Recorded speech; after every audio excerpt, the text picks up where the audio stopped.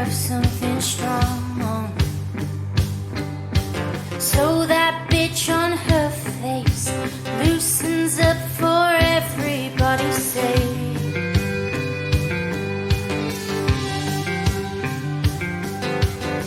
Someone give her something strong,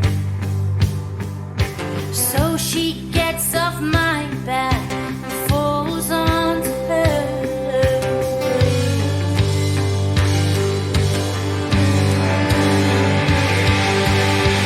You wanna take us on, Dolly, Loretta, they hurt. You'll never know what drink we're on, so come on, take on the country words. Maybe she's going through the change. Her husband's not fulfilling her. Maybe we have a serious case of sour grapes, and she's jealous of our dreams. Yeah, you wanna take us on,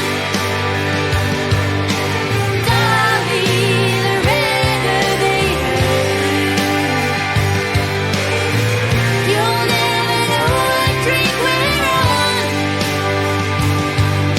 so come on, take on the country words. You wanna take us on, Dolly, Loretta, they hurt. You'll never know what drink we're on.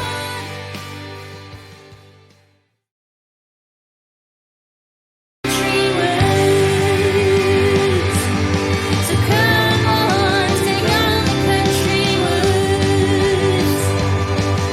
So come on, take on the country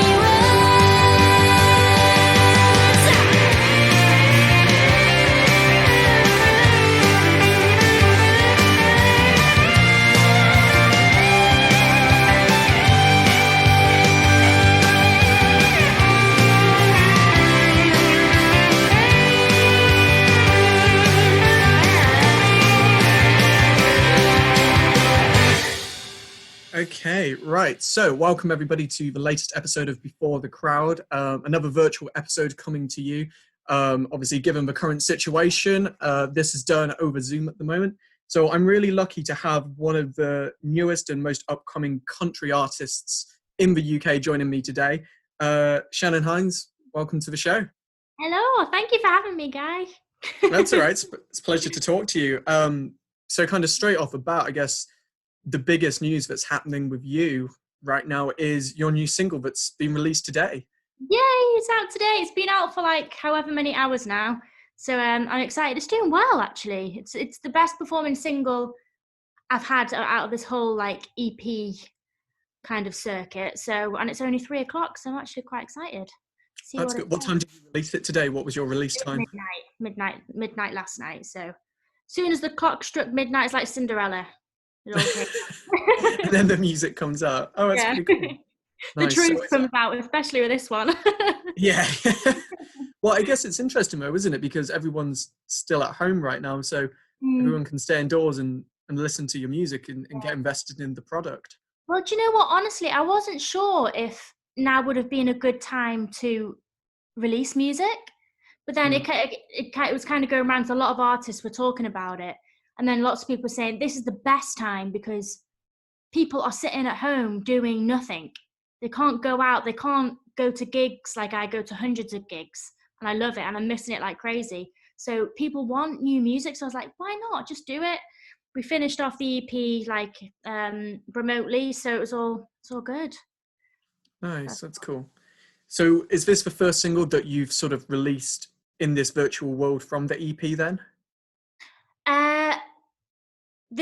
What, in the lockdown, do you mean? Yeah. Yeah, this is the first single in the lockdown. I've released 3 singles from the EP so far, and the next thing will be the EP that comes Okay, out. so you're just releasing it like single by single, and then you're going to put the whole product out. Yeah. Oh, amazing, cool. So is this part of kind of the grander marketing plan to give it? Yeah, well, that's another thing. Like, when I first started out and was recording it, I was like, because I love albums. I don't know about you, but I miss the days where an album is released, say today, and you haven't heard 8 of the songs on it. Mm-hmm, yeah. You know what I mean? I really miss that day, and that when your favorite artist releases an album and you haven't heard anything, it's just, that's the best feeling ever. You don't really get that anymore, and you kind of, especially, I mean, you know, you're a musician as well. I'm sure you've worked with tons of artists. Like, you have to go, especially as an upcoming artist and trying to break in. You have to go with the way the industry is going. So I was like, I release singles. I think when the EP comes out, there'll still be a song no one's heard on it. So Mm-hmm. that'll still, you know, it's still kind of that surprising element of it. But yeah, most of it's been released as singles so far. It's interesting what you're saying. I know exactly what you mean about getting that album. And like, I remember being a kid and, you know, kind of before streams and everything, I just running downtown after high school, you know, to go to HMV and get the latest released. Yeah. Oh, I miss it. Do you remember, like, you had like 12 songs or something that you haven't heard, and then the song that you already love, which is their biggest single, is in the middle, and it's like, oh, I love this one. You get a bit of a dance. Oh, I missed Definitely. it. It's a shame. And you But get the little the pamphlet like with the CD. I mean, you look at all the lyrics and who wrote what on the song and who's playing oh, what instrument. oh, we're such musicians, aren't we? Everyone else will be like, what are they going on about? But it's, you know, I think a lot of people appreciate that, and when you have that, it feels like a connection to the artist as well, like Yeah. you've just discovered something Oh, new. yeah, it's like the past 2 years of their life in 16 songs or something. Like, and especially in country music, like they're full on stories. You know, it's just, yeah. Oh. Yeah, I think it's really relevant in country music, and like as soon as you said that, the first song that came to my mind was Before He Cheats, you know, the Carrie Underwood song. Yeah. Oh, yeah. And well, when I first started, I used to play that song with like this cover band. And at first I was like, okay, and just kind of really focused on the music of it. And I was like, that's fine. But when I started listening to the lyrics of it, and I was like, wow, this is like a kind of, you know, women stand up for your right against, you know, this scumbag men. It's such a sassy song. It really is. Yeah, it is. And you get that a lot. Like, with my new single, actually, have you heard Loretta Lynn, Fist City? Yeah, was she oh no, I'm gonna mix her up with someone else. I was gonna say, did she do what was her song, Coal Miner's Daughter? But I think I'm thinking That's her. Oh, that's her. Yeah. Well, this song kind of, it's like my take on that in a way. Like, one of the lyrics, if you don't want to go to Fist City, and it's like, you know, it's like a woman having a punch up kind of thing, and that, like, you get a lot of that in country music because you get so many different like branches of it, and the sassy country songs are just the best. I love them. Is that where you see yourself as? Is that where you see yourself as an artist, in kind of that sassy? I wish I could be sassy, but I'm more of that soppy, deep, dark, twisted kind of songwriter, I think. Okay. This is like the I love how you... song I've written. It's great just sort of saying that with a smile as well. Yeah. It kind of leads me to my question, but I wanted to ask a little bit about your songwriting process and sort of, you know, the basis of your lyrics and the inspiration. Where does that come from for you? Do you know what, Guy? Honestly, people ask me where, like, I think that's a question a lot of songwriters get, where your lyrics come from. And I honestly don't know. Like I don't know where they come from. And I'm like, so sometimes I listen back to a song I've written like a week before. I'm like, that's a good lyric.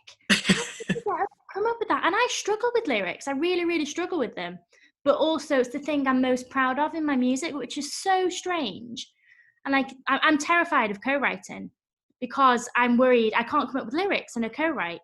But then, I don't know, it's so strange. Probably because I'm drunk all the time when I'm writing. No, I'm joking. Country music. That's just talk about whiskey and wine, and you got the lyrics right. Lots of wine consumed in this body. So is it in your songwriting process that you kind of look more inwardly at yourself, or do you take like maybe different scenarios or situations you come across and write about those? Yeah, I do. Yeah, I get inspired by other people's stories a lot.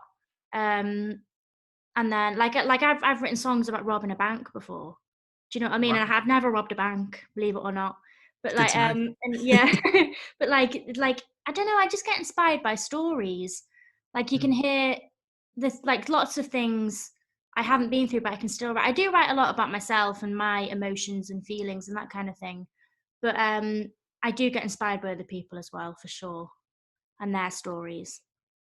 I heard an interesting thing from it was a songwriter who, not necessarily in the country genre, but he was saying that when he writes lyrics and he writes songs and he's selling this story to the world, he tries not to make it too specific, and he'd just sort of give just a general emotion of sort of, you know, like, I feel really sad right now, because Yeah, it's just easy for people to latch onto. Is that yeah. something you would agree with, or are you more personable in your lyrics about your own experiences? Um, No, like I feel if I do write like a very personal song, I think there's probably someone out there who can connect either way, whether Mm. it's really personal or whether it's not, and just like you said, the whole emotion of sadness. But I don't know. I think I'm not sure if I agree with that actually, because I feel if it's more personal, it's easier to connect with. I don't know if that's just me or No, it's your take as a songwriter. That's yeah, what I wanted from you, you know, yeah, which is great. Because I think his philosophy was sort of, if, um, you know, one of the lyrics was, you know, I'm an outsider. I don't fit in with the in crowd. I'm on the outskirts of it, which was, oh you know, wow, he's not really talking about anything too specific. He's not talking about, you know, but an adult could relate to that in their workplace, or a teenager could relate to that with their high school, or someone with their family. yeah, definitely. Um, but it's really interpretable. Whereas I suppose if you're You can singing about, interpret it in any way you want. But yeah, mm, yeah, I get what you mean now. Like you can people in different lives can interpret it how they want. Because have you ever listened to a song? Like I'm sure there's a song that both of us have heard, and we both hear it in a different way. yeah, I really like that actually. Yeah, I get what you mean now. No, I get what you mean. Yeah, definitely. but equally, like, and I'm not trying to deter your point at all, but sometimes I think fans appreciate that insight into an artist and see what they've been through, and Yeah. it might not be as relatable, but it's like you said, you're telling a story. Yeah, exactly, exactly. Music can be any of these things, and that's what's so incredibly special about it. Like it's still evolving now. Like there's Mm. always something, and people have their different opinions. Some people will like that very specific moment, like crying under the tree. Do you know what I mean? But then someone would prefer that, oh yeah, I'm an outskirt of any of this. Do you know, like that guy. So yeah. Oh, 100%. It's Mm. interesting how you said how, like, if you and I listened to the same song, we would get different things from it. And I'm a huge Jack White fan, but Oh I wow, yeah. remember I remember listening to his album Blunderbuss when it came out, and listening to one of the songs on it and was like, oh, this means X, Y, and Z to me. And then revisiting that song about 3 years later and was just, oh my God, this is completely different now. Yeah, 100%. Like even though like as going back to the lyrics again, like I said, I love lyrics, but when I first hear a song, it probably takes me about 10 listens to actually zoom into the lyrics, which Oh, is that's really interesting. strange as a songwriter. Yeah, I love melodies, and I can like I'm not necessarily religious, which as you know, that's a big topic in country music. Mm. But if I love a melody of a song and it's got a religious content in a way, I can still love the song. It can still be one of my favorite songs because of the melody, which is really strange as a songwriter. And saying before how proud I am and how much I love lyrics, but yeah, it's strange. No, I completely relate to. I'm listening to it at the moment. I want to call them like the Kentucky Sadlers, but I don't think that's their name. And they did a cover of, you know, the song "Spirit in the Sky," and like, you gotta have a friend in Oh, Jesus and all that. yeah, And yeah, I'm not a religious person, but still really catchy. It's a great yeah, melody. exactly. And you're It still singing along to it. sounds good. Yeah. But I guess, like, talking about that inspiration and stuff, do you find that, you know, the current situation we all find ourselves in, of sort of locked indoors, has that influenced and impacted your songwriting? No, I'm struggling like hell at the Okay. moment for writing. Yeah, I've written a couple of things, and only one song that I think I'll ever play live that I think is good enough. I'm struggling really bad, and I'm putting pressure on myself because you see all your peers and all the other musicians. A lot of them are writing like crazy because they've got the time, Mm. but I'm the opposite at the moment. I'm hoping it comes, but maybe I should start forcing myself. But I don't really like to do that. What, Um, what do you think that it is that's giving you this kind of, I'll call it writer's block, or, sort of stumped you a bit? What do you think was the cause of it? I don't know. I don't know really. I mean, I'm at home with my family. Like Mm. that, I don't usually live here, and I'm at home. We're all at home together. I don't know if that is a thing because I'm out of my comfort zone, or honestly, I wish I knew because I'd change it. But I don't know. Hopefully, inspiration will come. So Yeah, 100%. I guess it's it's not exactly that 9 to 5 job, is it? Where you just sit down and mm, cool, I'm going to write an amazing country hit single this yeah, afternoon. It's I wish it was that easy. oh, that'd be great, wouldn't it? I know, Everyone would be doing it if it was that easy. I know. I know. I guess kind of from being at home then, because you've had to reach your audience and engage with your audience in a very different way. How have Mm. you adapted yourself from sort of being, a live artist to being a virtual one? Oh, I mean, lots of videos, lots of little Instagram clips of songs and stuff. And then I did a video in one of the fields next to me the other day, as in promotion for this single. That went down really well. That's probably the most viewed video I've gotten. It was just literally just me, a recording, and just like a 360 video, and that went down really well. And it's something I can't usually do because I'm in London in the city. Definitely playing on the countryside kind of thing at the moment. Yeah, you might as well whilst you're there. It's great. Exactly. We haven't actually mentioned the name of the single yet. Oh yeah, it's Country Words. Country Words. Available everywhere. Well, it just occurred to me because obviously, like, if people are listening to this podcast and maybe get bored and actually want to jump out, they can go and listen to that single. So I was like, yeah, we're we should. having fun here. No, I'm joking. Well, I was like, we should actually, because I'm going to put the name in the description, but I was like, we haven't actually mentioned the name of it yet. So it's great to put that out there. Yeah, it's interesting how you said sort of coming out of the city, how maybe you can engage in the audience in a different way from sort of utilizing the fields and literally the countryside around you. Yeah, definitely. Definitely. I feel like I get more inspiration when I'm walking around, like in the countryside, in the fields and stuff, because you're just thinking, you're not having like, so when you're walking down the streets in London, like Regent Street or Piccadilly Circus, the kinds of people and things you see is crazy, isn't it? It's just weird. And here's me here in Wales walking around a field, and there's nothing to distract me. Mm. So your mind goes to all of these different places, and it is actually a different kind of inspiration. And it's actually weird that I'm not writing a lot, and I'm not. But yeah, I don't know. I Inspiration guess, is a weird thing. oh, 100%, yeah. And I guess sometimes it might hit you further down the line, or Yeah. from being in the countryside and sort of being, peaceful, against sort of London society. Maybe when you go back to London society, you're suddenly going to sort of have that yearning for the countryside, and Yeah. maybe it will come out in your Oh, songwriting. I know I will have that. I know I'll have that. Are you looking forward to going back to the city when all of this is over?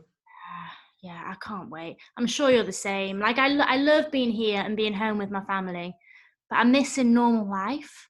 Mm, You know what I mean? Like going to gigs and playing live, and I'm sure you're the same, exactly the same. Um, but yeah. I'm trying to make the most of it because I think in a couple of years' time, when we're back to our normal life, we're exhausted, like we all push ourselves too far. I'll be wanting this back. Yeah. I know, not this. I mean, Yeah. you know what I mean? Like just having the time to stop and think. Yes. I would never wish for this pandemic back, for sure. No. I did not think that. I know completely what you mean. Yeah. Yeah, it's really weird not playing gigs. Like all of us, we've sort of had them cancelled and they're not happening. I was on a walk yesterday and I just really thought to myself, God, I miss playing with bands. I miss playing music so much. Yeah, I You know. know. crazy. It's so weird. Like, it's weird having a single out and not having a gig to go to play it. And do you know what I Yeah. mean? It's no single release. There's no No. nothing. Yeah. Mm. Is that something that you're going to do in the future and sort of have a sort of belated single release, or? Well, God, I mean, I wanted to do a big EP release, but I think we'll still be and I don't think gigs will be happening when that comes out. So maybe the end of the year, hopefully, if like, you know, the smaller gigs, if we can get them back, I'll do Mm. something. But yeah. I was talking to somebody else about this in a podcast episode, and we were saying, because if we sort of, what is it, July, it's meant to be about hospitality and the pubs Mhm. open in England, but all the festivals are cancelled. So maybe, well, maybe some of these little local gigs are going to pack out because people want that live music, That's so smart. Oh my God, I didn't even think about that. You're because probably you've got, right. well, I mean, what is it? Something like 80,000 people are at Glastonbury. I don't know what it is, but all those people are going to be craving that live music they would normally have, So when do you think it'll be when we'll be able to gig again? I don't want to jinx it. No, yeah, don't say anything. God, don't jinx it. Oh, I hope it's at least this year. I was joking another musician the other day because I think I had 2 gigs in February, because January was like dead because sort of after Christmas. Yeah. And I had like 2 gigs in February, I think, and I was joking him, and I was like, at least I played a show this decade, and he was just like, no. Oh my God, that's a proper guy. This is your fault. This whole thing is your fault. But it's so weird. Like, I know so many guys who are like working active people in our industry, and when I know it's sort of bending the truth a little, but when you're sort of like, you haven't played a show this decade, it's like, Jesus. Oh God, that Sorry. sounds scary, doesn't it? But it's going to happen again. I mean, I'd like to think sort of hopefully when the venues and that, at least, the pubs and stuff, the small venues open up, maybe sort of August time, but I think the bigger shows, maybe end of the year. I'm not even sure of that. But like these big, like, have you heard of Country to Country Festival? Oh yeah, it got cancelled. Yeah. No, and then so that's in March every year, and I don't even think that will happen next year. Really? Wow. I don't think we'll be able to do anything like with big, like 70,000 venues. So, like any big band that we'd want to see. I'm not sure if we can do that until there's a vaccine. I don't know if you've seen it. My friend Chris sent it me this morning. There's a concert in America where people are socially distancing, and it's it's like a, whatever it is, 10,000 person venue. It's just like 100 people scattered sort of across it, and it's so weird. It's just like a big sound check. Yeah, it is. Oh my God, it was like, I think I saw something about that. I saw something about Keith Urban this morning, but I can't remember what it was. Oh, a similar kind of thing of like a gig, socially distant? I think it was something about people going in cars and sitting in their cars and watching. I'm not sure. I'm probably talking rubbish now. I just briefly saw it. Okay. That's what they're saying though, isn't it? Like they're going to do open air cinemas in cars and stuff. So it'll be like going back to like the Grease days. I was literally just going to reference that movie and say it'll be like stranded at the drive-in. Yeah, literally it is. It is. Oh my God. Things are going to change so much. It's going to be so weird. Well, what do you think are going to be the next steps for specifically country music in the UK? Because I think a lot of influence comes from America, but where could you see the country scene going over here? Oh, honestly, I don't know. And it's one of the things that terrifies me most, actually, about trying to make a career in country music, because I'm not sure how it's going to build. I mean, I don't know. Like, it does really, really scare me, because obviously it's such a niche market here. And I feel like there is, oh my God, people are going to hate me. I feel like there is kind of like a glass ceiling at the moment. And I feel like we just need someone to, I mean, who are the ones that are realistically making a living out of it? The Shires, Ward Thomas at the moment, like Twinnie's doing really well. Like I feel like there's a glass ceiling at the moment. I'm sure we can break it, and I'm sure there will be somewhere we can go. But at the moment, it really does scare me that I'm not going to be able to do this as a living. Do you know what I mean?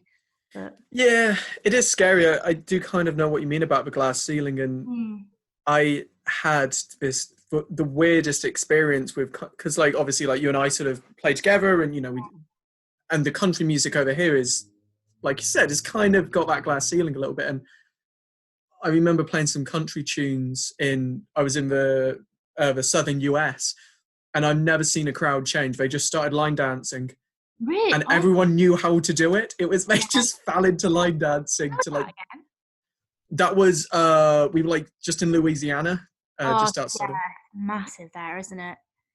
and it was great. And I think we played I don't know, it was like a George Strait tune, or just a, do you know what I mean, like an old one. And I just couldn't. I remember like proper guys in like, the Stetsons and the like that element of country. Have you ever been to Nashville? I haven't. I would absolutely love to go. No, you should go, and you should play on Broadway, because that, I mean, as a drummer, God, I bet that's so fun. You get free shots and everything. Like, people just buy you shots, and then you get the drummers like hammered, half cut, like playing drums, playing all these cover songs. You'd love it. Oh, but where was that? Sorry, did you say on Broadway or in Broadway, Nashville? Yeah. Okay. Sorry, I thought you when you said that and you said Broadway, I thought you meant like the New York one. I was like, wait, what? Oh, no. Yeah, downtown on Broadway. You know, like the famous street in Nashville, that's called Broadway. Oh, okay. Sorry, I was like, wait, hang on.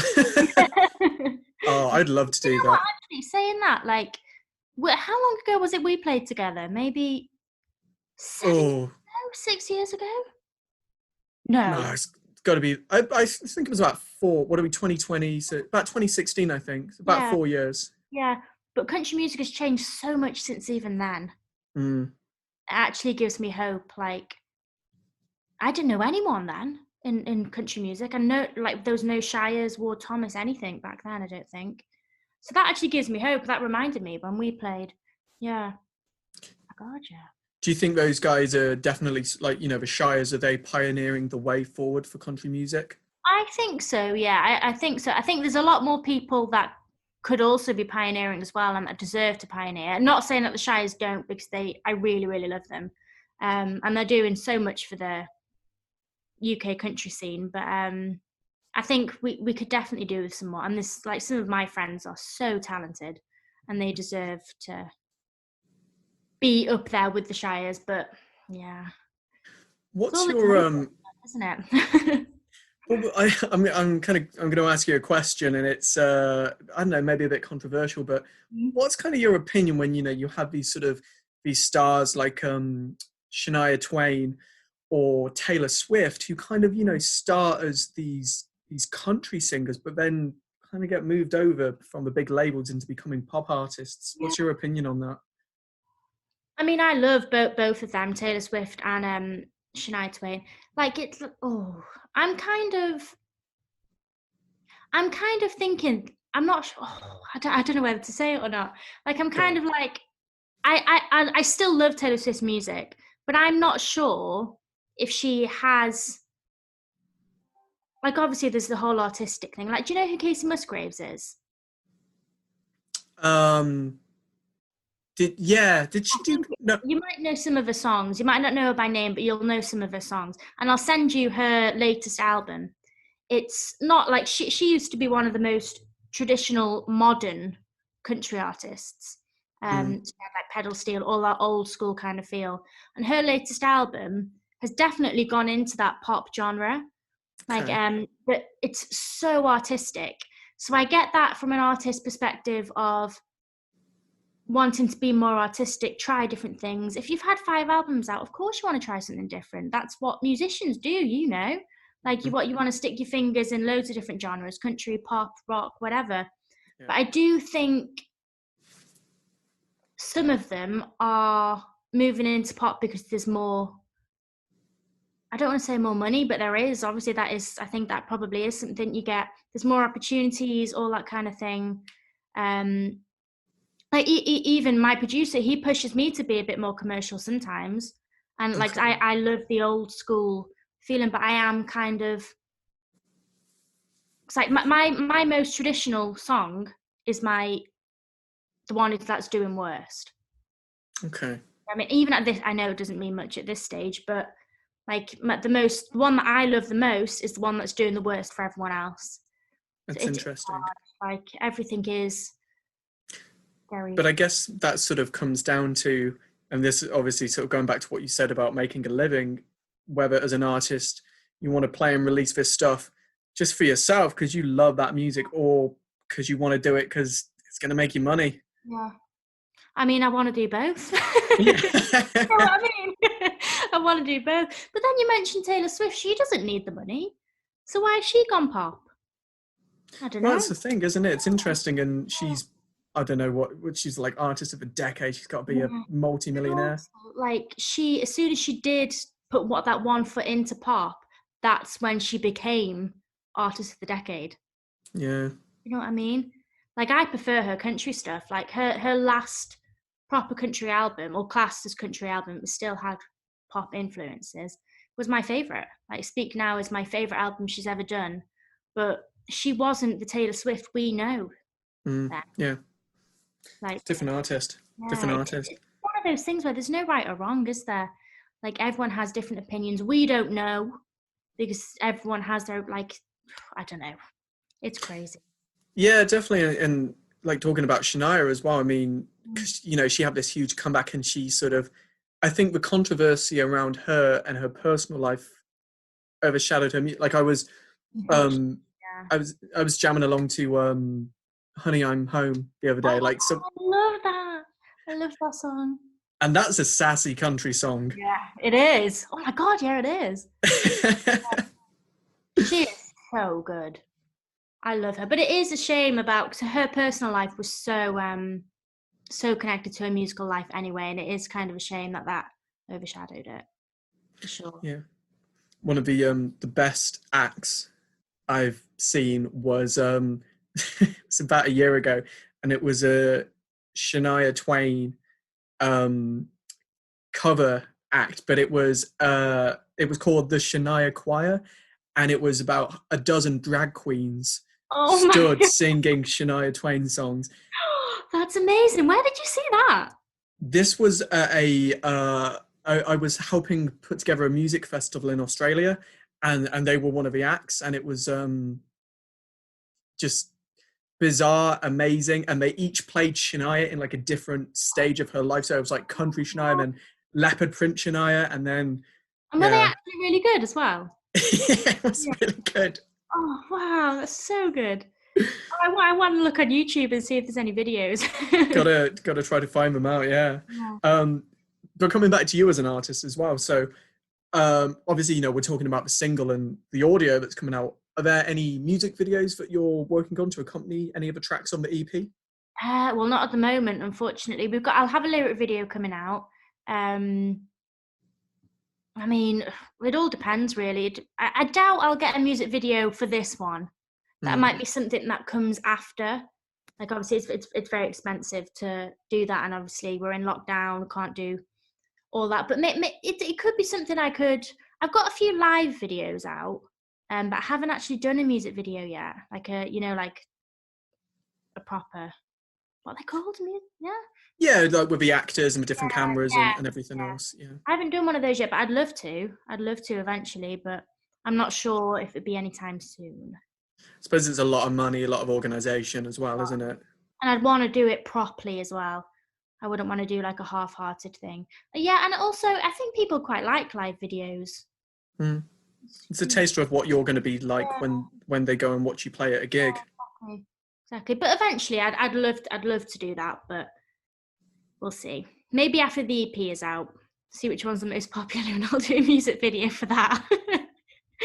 So talking about the EP, you kind of mentioned earlier some of the way you love albums. Is there sort of like an overarching story or theme to this EP? Oh, good question. Oh my god, I haven't even thought about that.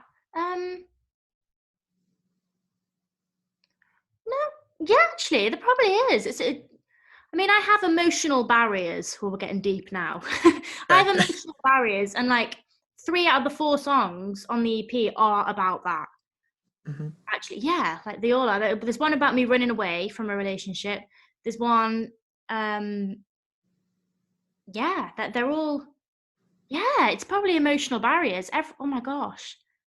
Yeah, every song is probably about me not opening up and, being afraid of that letting go and being in love with someone. And it's a very scary thing, isn't it? Like lots of people agree with me, a lot of people don't. But for me, love is what I'm most scared of in the whole world. Um, so it's probably that, yeah, for the EP. So is that sort of like you said, those emotional barriers and that kind of commitment and that whole world of love. Um, Yeah. I think it's interesting. It's such a love is a subject that I think is used probably more than anything else in songwriting. Oh But yeah. there's still ways, and you're obviously a living proof of this. But there's still ways to, I was going to say not maybe not exploit the subject in music, but really showcase the different sides of it within an artist's music. Yeah. But you know what? Like a couple of years ago, I used to hate writing about love, and I didn't want to write about love. And it's only until you've said then that I've realized, I mean, the songs aren't about love. They're about other things, but it's it's like it's all these love branches. Do you know what I mean? Like I used to hate writing about something. I was like, I'm not going to write songs about love because everyone does it. But it just happens that they were the best songs I wrote, so they're going on the EP. Like it's It makes sense. yeah, it is. I mean, they're not love songs, but I don't know. I I don't guess it know. kind of comes back to what we were talking about earlier, and it's, they may be the best songs or the most popular songs because I think all of us, whether it's one-sided, two-sided, whatever capacity, all of us have felt some degree of love and affection and compassion in our lives. But it's Um, literally the thing that makes the world go round, isn't it? yeah, Like literally, like everyone, like you said, everyone feels love or not having love or losing love or wanting love. Do you know what I mean? It's probably the most curious thing in the whole entire world. And I think, I don't know about you, but I think about love every single day. Every yeah. single, and you feel it every single day. Oh my God. It's so weird. I always like the Oscar Wilde quote when he says, I fall in love twice a week. Um, and What? yeah, What's that one? oh, I don't know what it's. I want to say it's from Dorian Gray, maybe.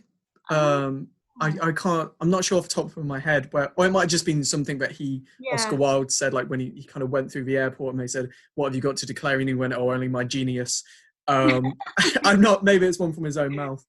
Um, but yeah, it's really odd because these different perceptions of love, and someone who you could see someone in a street, like maybe you just start talking to a stranger in a bar, and you suddenly feel this sort of connection and affection towards them, 100%.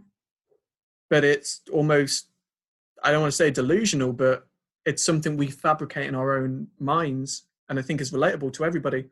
Yeah, I think that's definitely, I think people do fabricate it in their mind because everyone, there's the song that's not out yet is actually about, it's about like my old neighbor. And she was an old woman and her husband died. Mm. And the way when she would talk about him, her eyes would light up. And the song is called Fear Blinds Me. And it's about that fear of falling in love and being able to fall in love, but wanting it so bad. Do you know what I mean? Like the whole song is about just me. You can want to be like you can be a scientist, all of this kind of stuff, musician, and have great success. But all you really want at the end of the day, when you're 90 years old, is to have that love.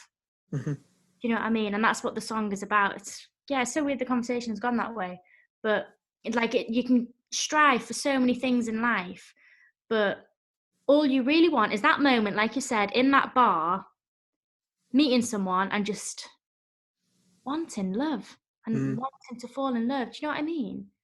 100%. I think there's a few things, at least where I feel right now in my personal life, where I think things that are really important, because I think when I kind of got over this whole, it doesn't really matter what you do for a living necessarily. Mm. Someone might work in the supermarket, someone might, have the best job as a heart surgeon, but, it's great to help people. And I think as long as you have that attitude of help and make that effort, that's what's important. Yeah. As you said, it's love that makes the world go around, that compassion for others. Yeah. But, your other half might not necessarily care about what you do, but it's what's between you that's important. 100%. I completely agree with you. It's just happiness, isn't it? The most important thing in life is happiness and being kind to people, I think. Yeah. And I guess when it doesn't always go that way, that's what makes for great songs. Yeah. In a way, I don't want to fall in love because then I won't be able to write songs. No, what you got to write a love song. What you got to do is you got to fall in love and then like horrendously break up with them and then write about that experience. Oh, I've done that. That's my go-to. That's what I always do. It's the only thing I know how to do. I'll have to send you a link to this album of this indie band, Gang of Youths, and it's fantastic music. But the premises of going back to kind of concept albums, the lead singer was in love with this girl, and together for years, in proper sort of high school romance scenario. Oh, I love that. And what, gonna like what I'm about to say then. Oh no. Well, she got cancer actually, and they had to work through it together, and they were in Paris and she told him about it and they worked through the cancer, but then she got better, which is amazing. And then she breaks up with him. What? And this album is the story of that? Yeah. Oh my God, you got to send that to me. Because oh my God, some friends had kind of shown me like one or two, the singles from the album. And like one of the main hits from it is Say Yes to Life, and the other one is The Heart is a Muscle. And it's like, yeah, these sound great songs, well produced, everything else. And they were like, yeah, but you got to listen to the album, but read this and, know this information before you go in. And then it just all ties together. And I was like, wow, this is one of the best albums ever. There's kind of like a running joke between. Amazing. Sorry? It sounds amazing, that album. I'll definitely like after the podcast, I'm definitely going to put you a link to it so you can check it out. It's really cool. Yeah, Gang of Youths. Yes, yeah. Oh, amazing. Oh, I love albums like that. Like that's a story. It's like reading a book, isn't it? Absolutely. There's it's a bit of a running joke almost between the fans of that band right now, because the lead singer, his father's just passed away and just died. Oh my God, this poor gent. Yeah, but everyone's like, oh, that's really sad, but write about it because we know it's going to be amazing. Oh my God. Oh, bless him. Yeah. It's this weird scenario now where the fans are feeding off the unhappiness of an artist to, maybe not in a malicious way, but to get that almost like, I look at music sometimes as self-medication, and through maybe, as you were saying, your heartbreak or going back to your neighbor, you've kind of fed off that sadness to embody it into music. Yeah. Like I was talking to someone the other day about how passionate I am about having like an outlet. Like everyone should have an outlet. And I just feel lucky that I found mine so easily. Like you're probably the same, like your outlet is probably drums. Do you know what I mean? Like you just go, if you've got some kind of crazy emotion, you go to that drum kit. It's the same for me. And I'm lucky that I feel so incredibly grateful that I've found that, because some people don't. And I just feel, because I am such an emotional person, like I'm all over the place. And if I didn't have my music and I didn't love my music how I did, I don't know how, like, I don't know how I'd survive. Do you know what I mean? And I think like that must be what that Gang of Youths guy does. Like it all, 100%. like, it's therapy. Like it's like therapy. It's like a form of therapy. And I believe in therapy. I've never actually done it, but I believe in it. Like I believe it's important.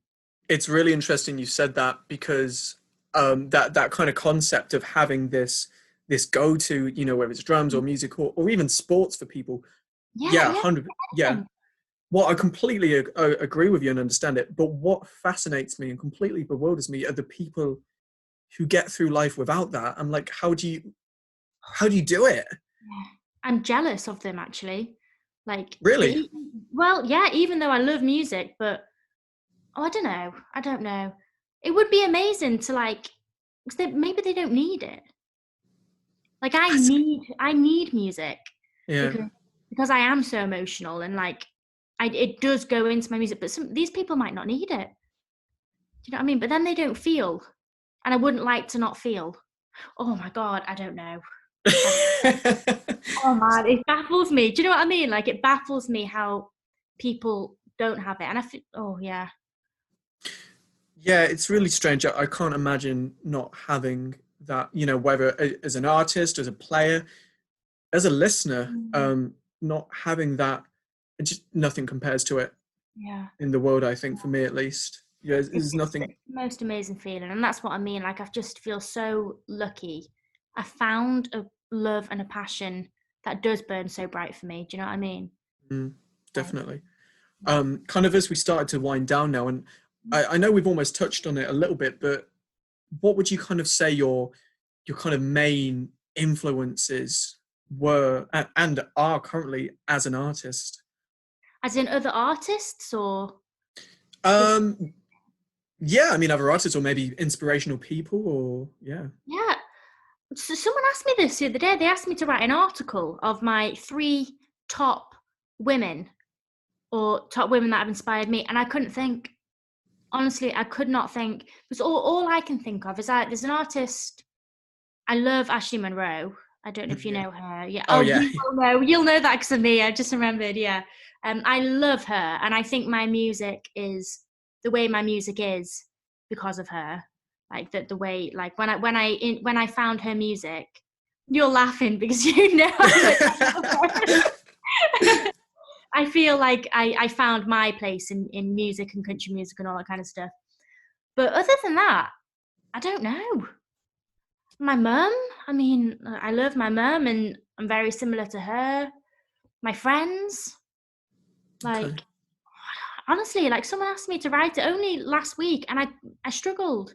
I really, really struggled to just find 3. Like I love Julie Andrews and how kind she is and how like Dolly, the way she Mhm. lives her life. But then I just go to think, I don't know how she lives her life. This could all be a lie. Right. Yeah. But the way she is in the media and the way she holds herself in the industry and how she puts her music out and how she does good for others. I mean, if we're just talking about artistry here and me in my music career, I'd want to follow in her footsteps, just Mm, as a person, as a musician, as a writer, as a vocalist, yeah. like for sure. It's great. I think it's interesting as well because I kind of like will often ask this in a podcast as a kind of sort of closing question to really get to the root of people's music. But I think you're the first person who's ever given such a holistic and heartfelt response as to say, my mum, my family, my friends. Mm. And I think that probably relates to the genre and the style of your music as well. Yeah, I mean, I try to be an honest person. And I think I get very inspired by, like, if someone says to me, like, this is a silly example, but if they're like, oh, I watched Hercules today, I'd be like, oh, I want to watch Hercules now. Like I get very like inspired by other people, and like I take things in. Mhm. Like I'm very easygoing, and I take things in. Like if my mum is like, do you want a cup of coffee? I'll be like, yeah, I'll have a cup of coffee. It might I Yeah. don't want one, but I'll just have it. Do you know what I mean? Just silly things like that. But I find it It's being hard easy to going. be really inspired by people who I don't know, because I Okay. think at the end of the day, I just want to be a good person. Mm. Like, yeah, of course, I want to do music and I want to be successful, but like we just discussed, I just want to be happy, and Yeah, you know, it's the main thing, isn't it? yeah. I had to laugh when you spoke about Ashley Monroe I know. because well, you put me onto her for a start, and I think I can pretty much sort of attest my love of country music probably from really starting to play drums with you and sort of going Oh, from there. oh, really? I Yeah, love and I think that. it set me on a path which was great. But the reason I was laughing because I was listening earlier today actually to an Ashley Monroe song. You probably already know it, Monroe Suede. Yeah, Uh, love it. and as soon as you said about writing about a bank robbery, and I just thought of you and Ashley Monroe as Outlaw. Yeah, that song is, she is such a cool songwriter, isn't she? Like, Yeah. oh. Next time she's over in London, you can come and see her with me because she puts on a great show as well. She's just so honest and so herself. But Yeah. I I love how think I we should said do that that. you can come and see her with me. I'm like, yes, you can't. No, I think that sounds like an amazing idea. Let's go Yeah, and see Ashley Monroe when she comes back. definitely. Nice one. Oh, I love that. Honestly, that makes me so happy. That because thank you for telling me that as well. Thank you No, for it's all right. music because of that. Because that. No. But you're really welcome. It's then it's very heartfelt and very truthful. I think it genuinely did. Yeah. I guess kind of just as we wrap up now, I just wanted to put it over to you just for a chance to. I'm going to put like a link in the description, and maybe we can play one of the songs as well. But if you want to plug your socials now, tell us where we can find the single, all that kind of stuff. Yeah, well, the single, along with all my other music, is everywhere. So it's on Spotify, Amazon, Apple Music, all under Shannon Hynes, Hynes, really easy.